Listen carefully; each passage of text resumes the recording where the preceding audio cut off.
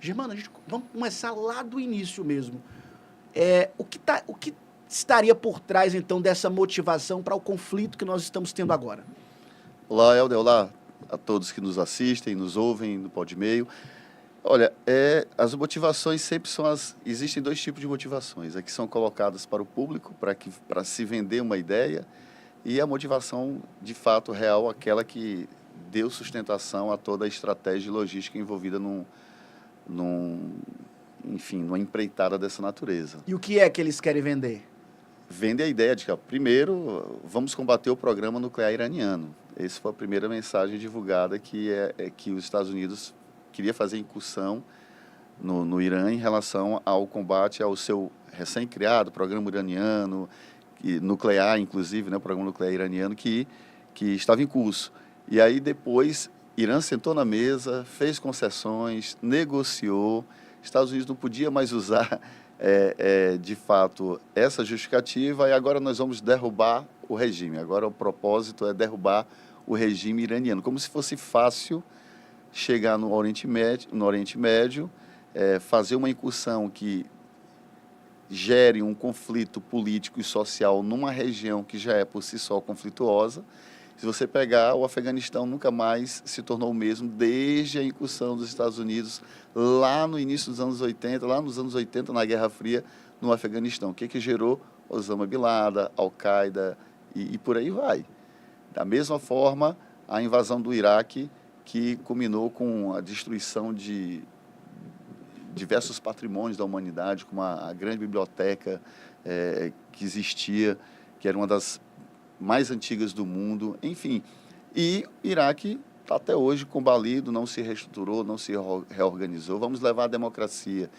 Vários grupos políticos dissidentes, os xiitas, os sunitas e por aí vai. E não foi resolvido o conflito nem político, nem social no Iraque. O Iraque está aí como foi o Afeganistão, abandonado à sua própria sorte. Assim como foi o Kuwait anos atrás, assim como está sendo o Irã agora. Para quem não sabe, o Irã nos anos 60 era uma democracia, era um país tranquilo, não havia aqueles conflitos remanescentes históricos, porque nós estamos falando da antiga Pérsia, que sempre foi, a Pérsia inclusive foi um dos maiores impérios do mundo na antiguidade, e havia aqueles conflitos normais, religiosos de sempre, seculares, mas os Estados Unidos alimentou a crise política no Irã, os Estados Unidos possibilitou a ascensão dos ayatolás, o Khomeini como primeiro, ao poder no Irã, alimentou o movimento xiita no Irã, exatamente por conta da crise do petróleo, que ele não poderia fazer ou deixar de utilizar esse recurso, como sempre, o petróleo como pano de fundo. E agora os Estados Unidos vêm numa nova versão 50 anos depois de dizer, vamos então demover um regime que nós ajudamos a levantar no passado. E é muito irônico isso. Irônico ou, na verdade, um posicionamento muito aliado à visão de mundo do Trump? É uma ironia mesmo do governo ou do próprios Estados Unidos? Olha, não existe evento aleatório na política. Nenhum evento é aleatório, nada acontece por acaso e não existe coincidências. O Marx dizia, né, as coisas se repetem, né, os processos, os fenômenos se repetem ou por farsa ou por tragédia, né? Aí a tragédia já aconteceu lá nos anos 70, quando os ayatolás subiram ao poder com o auxílio dos Estados Unidos. Agora nós temos a outra vertente, né, a farsa do processo.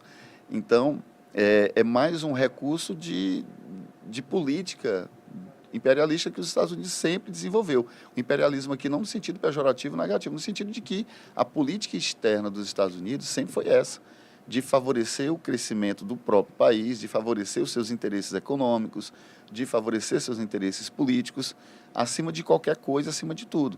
Tanto é que os Estados Unidos, ele entra direto em alguma dessas ações? Não. Ele usa Israel para acabar com a Palestina, está usando Israel para acabar com o Irã, usa a Ucrânia para tentar ali morder a Rússia e por aí vai. Ele, de fato, diretamente, ele não participa dos processos. Incentivou a guerra do Vietnã e não foi lá. As guerras que ele aliás, incentivou a guerra do Vietnã, foi lá, perdeu. As guerras que ele incentivou pessoalmente, ele não teve tão resultado quanto se esperava para ele em termos militar. Mas, percebendo isso, fazendo sua amplitude digamos assim, de domínio hegemônico no mundo, ele começa a usar outros países para defender seus interesses. Israel tem sido, então, digamos, a tropa de frente dos Estados Unidos no Oriente Médio. Então, os Estados Unidos, ele quer vender a ideia de que ele tem medo do desenvolvimento de bombas por parte do Irã, e agora com essa ideia de derrubar o governo, de mudar o governo do Irã, mas o pano de fundo é só a economia, é só o petróleo. Não só o petróleo. Atacou a Venezuela. Venezuela, um dos países que mais compra petróleo da Venezuela, a China. Atacou o Irã. Quem mais compra petróleo do Irã? A China. Está em curso ali a tomada da Groenlândia. É onde a China mais adquire materiais de terras raras para poder produzir sua tecnologia. Então, a escalada ela não é diretamente com o Irã, ela tem lá na frente a própria China. A China, o BRICS e por aí vai. Porque, se você perceber bem, nós temos a guerra da Ucrânia. Rússia e Ucrânia era para durar uma semana, tem 4 anos e um país devastado. E começou por quê? Porque a Ucrânia disse, vamos aderir à OTAN. E a Rússia disse, não adira à OTAN, porque a OTAN vai botar mísseis no meu quintal e eu não vou deixar. Você está colocando em risco a segurança nacional do meu país. Preste atenção, estou te dando um aviso, não faz isso. Eles vão querer botar uma base militar aí e eu não vou deixar, eu não vou querer isso. Então, a Rússia usou como fundamento a adesão da Ucrânia à OTAN, que poderia colocar em risco, em xeque, a sua segurança nacional.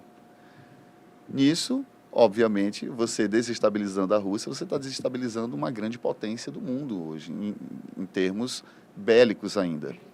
E termos econômicos também. Aí tem a outra China, tem os emergentes como a Índia, tem um emergente como o Brasil. O BRICS, qual é a proposta do BRICS? É desdolarizar a economia do mundo. Se desdolariza a economia do mundo, os Estados Unidos colapsa, porque a dívida pública dos Estados Unidos é da ordem de trilhões de dólares. E ele, internamente, ele não paga essa dívida. O que segura o lastro do tesouro é o dólar.